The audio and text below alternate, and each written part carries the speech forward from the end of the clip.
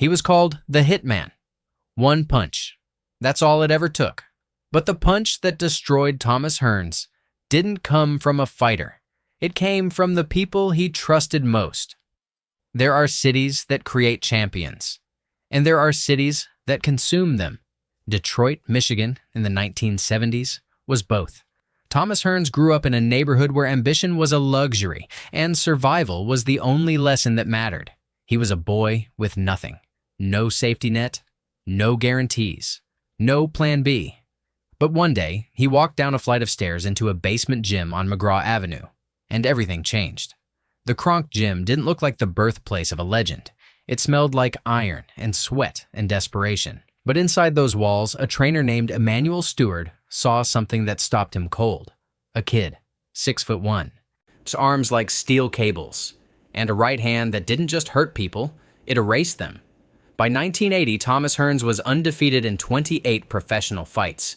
He didn't win boxing matches. He ended them. But here's what nobody tells you about becoming a legend. The moment you reach the top, everyone around you starts calculating what they can take. September 16th, 1981. Caesars Palace, Las Vegas. Thomas Hearns versus Sugar Ray Leonard.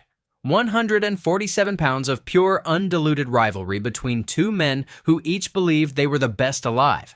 And for 12 rounds, Hearns proved it. He was ahead on every scorecard.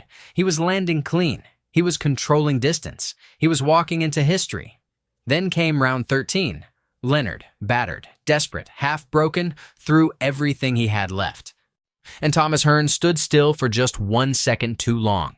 The referee stepped in. The fight was over. The arena went silent. And in that silence, something began that would take years to fully understand, because Thomas Hearns would never truly recover from that night. Not because of the loss itself, but because of what the loss revealed about the people standing in his corner. After the fight, the whispers started fast. Training errors, strategic decisions that made no sense. Questions about whether Hearns had been prepared to win or simply prepared to fight. Certain choices made inside that camp on that night had nothing to do with putting the best version of Thomas Hearns in that ring. We'll come back to that. By the mid-1980s, Thomas Hearns was one of the highest-paid fighters on the planet. Some multi-million-dollar purses, mansions in Detroit, a lifestyle that turned heads even in Las Vegas. And he was generous, almost dangerously so. Family members on the payroll, friends handed money, cars, opportunities without question. Thomas Hearns believed that loyalty was something you could purchase. He was wrong. The people surrounding him were not a team. They were a feeding operation. And Thomas was the meal. Multiple members of his inner circle were quietly taking cuts from his earnings, sometimes without authorization and always without consequence. Promotional deals were structured in ways that made everyone rich except the man absorbing the punishment. Tax obligations were reportedly mishandled. Business ventures launched in his name with his money collapsed with suspicious speed and left nothing behind. One by one, the millions that should have built a dynasty began to vanish. But Thomas kept fighting. Because the ring was the one place where the rules were clear, where he was fully in control, and even that world was about to betray him. April 15th, 1985. Marvin Hagler versus Thomas Hearns. 8 minutes and 1 second. Some people call it the greatest fight in boxing history. 8 minutes of two human beings destroying each other with a ferocity that made the ringside doctors visibly uncomfortable. Hearns went down. He got back up. He went down again. The fight was stopped, but the real damage from that night would never appear on a scorecard. Neurologists who have studied the long-term effects of high-level boxing careers are very direct about it. Fights like Hagler-Hearns don't just hurt you that night. They change you. Slowly. Quietly. In ways you can't see in the mirror and can't explain to the people around you. Until one morning you wake up and the man you used to be is simply no longer there. Thomas Hearns kept fighting through the late 1980s and deep into the 1990s. He did something extraordinary, winning world titles in 5 different weight classes. 5. But the people closest to him were starting to see something else entirely. Mood shifts that came without warning.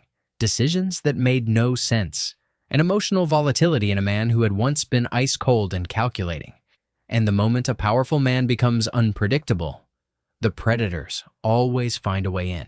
Outside the ring, the life Thomas Hearns had built was cracking from the inside. Relationships, complicated and fracturing. If finances, quietly collapsing. The people who had once cheered the loudest were either still there with their hands out, or they were simply gone. And here is the question that boxing never asks loudly enough. What does a man do when the only identity he has ever known is taken away from him? For Thomas Hearns, retirement was not a transition. It was a slow-motion unraveling. Legal disputes surfaced, financial complications mounted. A career that generated tens of millions of dollars was somehow producing almost nothing in lasting security. The Kronk Gym, the place that made him, was deteriorating. And in 2012, the one man who had always stood as a wall between Thomas Hearns and the people who wanted to exploit him was gone. Emmanuel Stewart, his trainer, his architect, the closest thing to a father figure the sport had ever given him, dead at 68. And with Stewart gone, something irreplaceable disappeared from Thomas Hearns' life. Something that no amount of money or titles had ever been able to replace on their own. Then came the moment that brought his name back into headlines, for all the wrong reasons. In 2014, Thomas Hearns was arrested, not for a financial crime, not for a promotional dispute. He was arrested at his own home in the Detroit suburbs following a domestic disturbance. The man who had once filled arenas, whose name had been spoken with reverence across 5 decades of boxing history, whose poster had hung on the bedroom walls of an entire generation, was now being placed in handcuffs on his own front lawn. The charges were eventually addressed, but the image could not be erased. And for those willing to look past the headline, the story underneath it was far more painful than anything a tabloid would print. Thomas Hearns was not a villain. He was a man who had been in battle, literal, physical, neurological battle, for over 30 years. A man whose support systems had been stripped away piece by piece. A man surrounded for decades by people who called themselves family while treating him like a resource to be extracted. After a fighter falls, the machine moves on quickly. Reporters find new stories, promoters sign new talent, sponsors redirect their money. The men who smiled next to him in every photograph are no longer returning calls. And what is left? A man, alone, in a house that used to echo with celebration, and quietly trying to figure out who he is when he is no longer the Hitman. Let's be honest about something. Thomas Hearns gave boxing everything: his body, his mind, his youth, his health. He stood across the ring from Roberto Durán, from Sugar Ray Leonard, twice, from Marvin Hagler, from Iran Barkley, from Juan Roldan.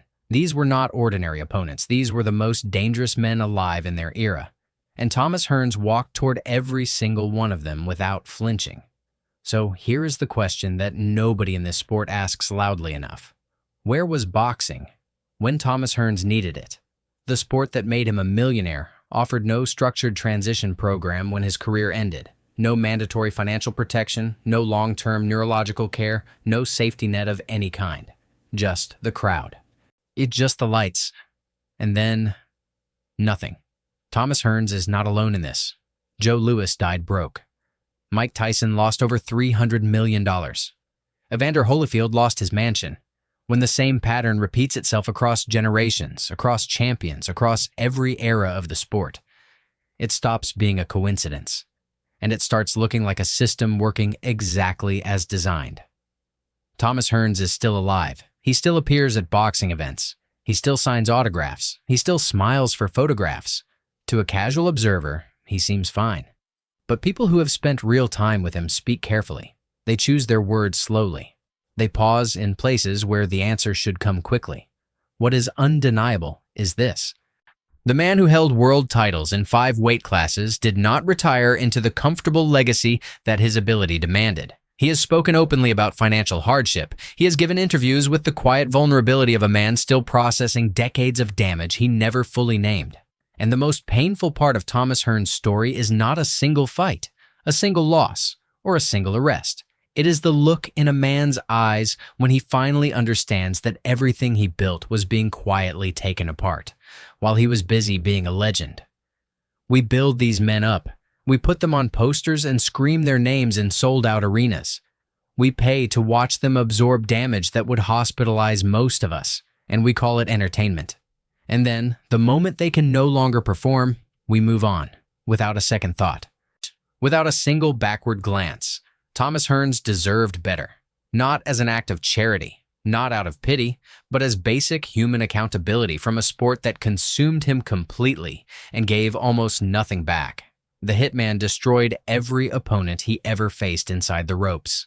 But outside them, the people who said, "I love you, champ," destroyed him far more efficiently than Marvin Hagler ever did, and not one of them was ever stopped for it. Thomas Hearns won world titles in 5 weight classes. He earned over $40 million during his career. He still lives in the Detroit area. The Kronk Gym, the place that built him, closed its doors in 2006. Emanuel Stewart died on October 25, 2012, and to this day, professional boxing has no mandatory financial protection program for retired fighters. Not one. If this story hit you differently than you expected, drop a comment below. Tell me who else deserves to have their story told. Because the Hitman is not the only one. Not even close.